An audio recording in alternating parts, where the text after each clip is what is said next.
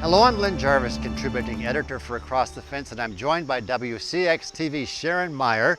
And today we continue our travels in the exotic and fascinating country of Vietnam. And Sharon, what's ahead for us today? The saying, you don't take a vacation takes you, is very appropriate here. You never know what's around the corner. But I do know we're going to be making our way north to Hanoi. From the map, it looks like our next stop will be Hue Citadel, a World Heritage Site with a famous covered bridge. We're going to have to find that and see how it compares to Vermont bridges. And we're going to get some refreshment now. Look at this. Very nice. On our way to Hue An, we stopped at China Beach, the landing site of the U.S. Marines in 1965, who came to defend the American air base at Da Nang. And it's also where thousands of war-weary American GIs came to relax while on leave, enjoying the 18 miles of beautiful sand beaches. Some 40 years later, the beachfront land has been appropriated by the government and leased to conglomerates who have built a casino, golf courses, and many luxury hotels. This is not what we'd come to see, and nearby Lang Co Beach has so far escaped the frenzy of development. The local fishermen still use it as a launching area for their small boats, departing after dark and returning at sunrise. As soon as they get back, the fish are unloaded and sold at local markets or in makeshift stands along the road where this lady works, her back bent from carrying heavy loads across the sand. As you can see, the catch was bountiful with quite a variety to choose from, such as lobster, prawn, sea crabs, mackerel, and squid. In the foothills of the Marble Mountains are several shops that provide much-needed employment for those with a creative bent. All the marble came from nearby mountains, but with the supplies now depleted, it's brought in from quarries to the north. If you ever wanted 6-foot-tall lions, dragons, or perhaps a smiling Buddha, this is the place for you. Hue An is an ancient town on the Tuban River, just 3 miles from the South China Sea. Once an ancient trading port, the river now serves as an important food source with an abundant supply of clams and fish. In 1999, it became a World Heritage Site, and the old town is now protected from development and is slowly being restored with the help of preservationists from around the world. An example of this is the historic Phu Quyen Pagoda dating back to the 1600s. It's dedicated to Tien Hao, goddess of the sea and patron of sailors and fishermen. Inside is her statue, looking most royal in robes crafted of pure gold. She is flanked with 2 helpers, one with acute hearing and the other with powerful vision. When they detect a fisherman in distress, Tien Hao is informed and she radiates her spiritual blessings across the sea.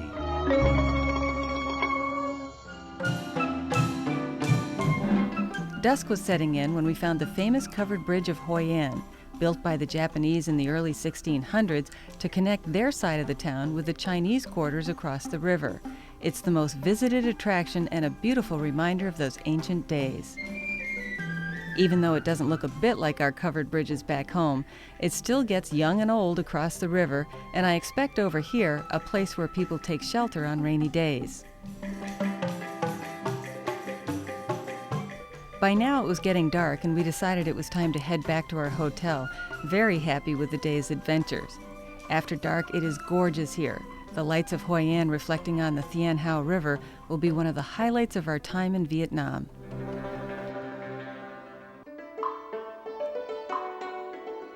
Looking much less romantic in the morning sunlight, we were on our way to the village of Tra Kê to visit a large organic vegetable farm with many stops along the way. Marco got to try out his pottery making skills with the help of Francine on the foot treadle. Thanks to UNESCO staff, residents of small villages like these have received valuable training to supplement their meager incomes. In this small town, UNESCO established a wood carving workshop. where, under the most primitive of conditions, with long hours and intensive heat, artisans turn out beautiful pieces of art like this Buddha carving. By midday, we arrived at the organic gardens and were impressed by how well kept they were with hardly a weed to be seen. In this part of Vietnam, nearly everything is grown organically with hand labor, manure used for fertilizer, and little air pollution. We were treated to a delicious organic meal prepared by Chef Quan using locally grown meat and vegetables. As you can see, he has a flair for the dramatic. Whoa. It was a perfect afternoon to get out and work in the gardens before those thunderheads brought in a late afternoon shower. And it wasn't long until women who do the gardening here arrived on their bicycles to start watering all these plants. It's a back-breaking job as each bucket weighs 40 pounds when full of water, and these Vietnamese women are tiny.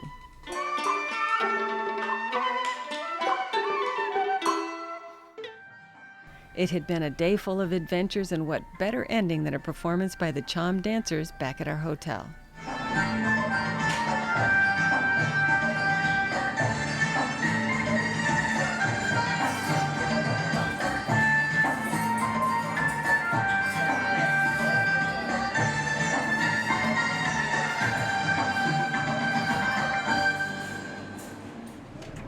On our way to Hue, we drove through Da Nang, site of the air base used to launch strikes into North Vietnam. Happening upon these children just getting out of school is the most memorable part of my journey. You just knew they are well cared for, and that our visit was as exciting for them as it was for us.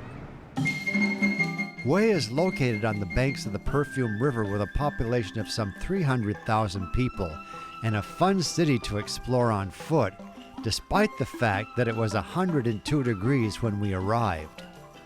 Traveling with us were Joe Carroll, a part of the WCAX News team, Sharon's husband Rainey, and Marco Ayala, the video editor for our show today. Join us as we enjoy some of the sights and sounds of Hue. It's not that easy.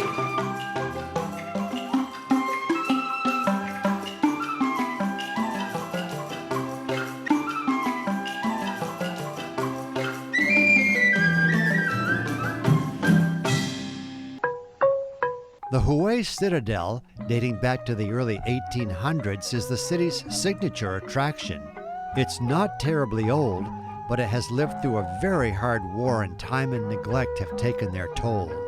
It was the seat of power for the country's last dynasty until 1945, when Emperor Bao Dai was forced out by the Ho Chi Minh-led revolution. In 1993, UNESCO declared the Citadel a World Heritage Site, and along with the government of Vietnam, $61 million was dedicated to a massive restoration project slated to be completed in 2015. As you can see, preservationists working from around the world have done a splendid job.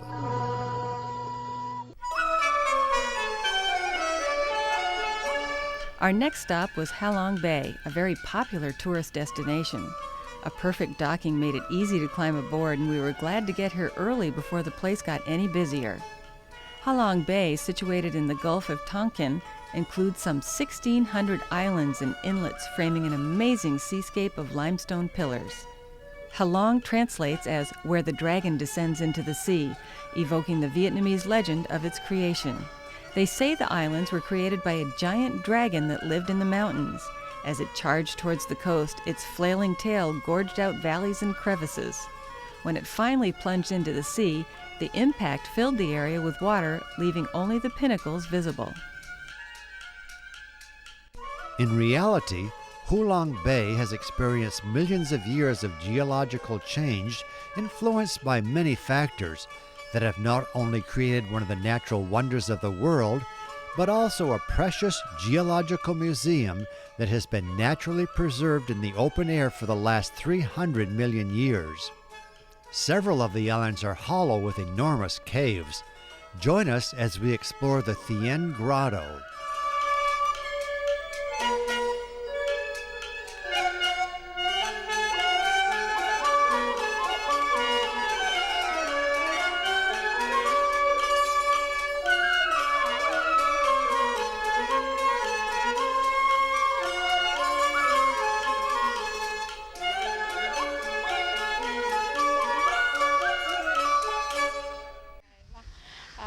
to Vietnam. Hello. Hello. Nice to meet you. Hanoi is a very welcoming city, and it seems like everyone wants to strike up a conversation. I was very surprised and touched when these girls gave me this lovely little makeup mirror, just the right size for traveling. Well, Sharon, what a great way to be welcomed to Hanoi. They were sweet, weren't they? Yes, they were. Well, as you have guessed, we have arrived in Hanoi, the capital of Vietnam, with a fascinating blend of the East and the West. The Chinese influence from centuries of domination, and French during the colonial period. It's largely unspoiled by the modern architecture of the 1970s and 80s, and it's now going through a modernization that's making it a rising star in Southeast Asia. Well, there's a lot to see and do here in Hanoi, so let's get started. And Sharon, where should we start first? Let's begin right here at the Temple of Literature, founded in 1070 and dedicated to the Chinese philosopher Confucius. 6 years later, Vietnam's first university began here to teach the children of royalty and aristocracy. The school continued until 1802, when more space was needed and the Temple of Literature was transformed into a religious center. The long, narrow temple complex consists of courtyards divided by walls, lakes, and gardens leading to the statues of Confucius, whose teachings emphasized personal and governmental morality, justice, and sincerity. Despite its history and beauty, we were even more impressed with the students who had gathered here for their class pictures. The atmosphere was happy and festive, and these lovely young ladies were pleased to have us take their photos. And what about the boys? Well, they were here, but like most teens, they probably wish they were somewhere else. And certainly Senator John McCain wished he was somewhere else on October 26, 1967, when he was shot down on a bombing mission over Hanoi and parachuted into Truc Bok Lake. He fractured both arms and a leg ejecting from the aircraft and nearly drowned when he parachuted into the lake. He was transported here, the Hoi La prison, nicknamed the Hanoi Hilton, where he received marginal care, losing 50 pounds and his hair turned white. On display is the cot used by Senator McCain, along with his flight suit and parachute taken by his captors. Fellow traveler Martin Martinez from San Antonio, Texas, had 4 tours of duty in Vietnam. He is astonished by how different things are now. Actually, the most impressive thing about returning to what was home for me from 1964 to 1968 was to see the people, that they seem to be a little happier. The tempo of life, has returned. I don't see the fear in the people's actions and the people's faces, and I think that now that it's all over, Vietnam has a chance to rebound and join, the community of the developing countries. We have time for just a couple more stops. Everyone who comes to Hanoi has to walk across the Morning Sunlight Bridge. In the Buddhist culture, red symbolizes good luck, and it's a favorite place for locals and visitors from around the world. And a must-see is the water puppet show at the Thang Long Theater, a tradition that dates back to the 11th century. The puppeteers stand in waist-deep water behind a screen and control the puppets using long bamboo rods with music provided by a traditional Vietnamese orchestra. Enjoy along with us.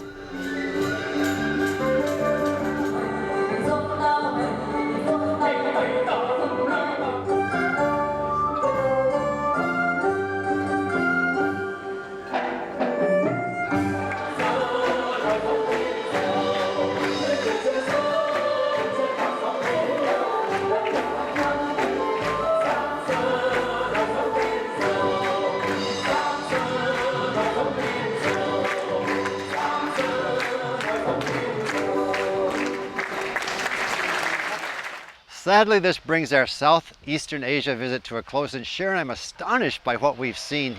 When I think of this part of the world, my memories go back to the Vietnam War and the terrible things that happened, but now so many impressive changes. And we've been traveling with a couple of Vietnam War veterans, and of course this has been an amazing trip through Vietnam, as you might imagine. In fact, when the plane landed in Hanoi, one of them turned to us and said, "Never in a million years did I think I would be here." And traveling through Vietnam, we've met some wonderful people. They're friendly, helpful. I've actually enjoyed the food. It's been a wonderful experience. So from Sharon and me here in Vietnam, thanks for watching.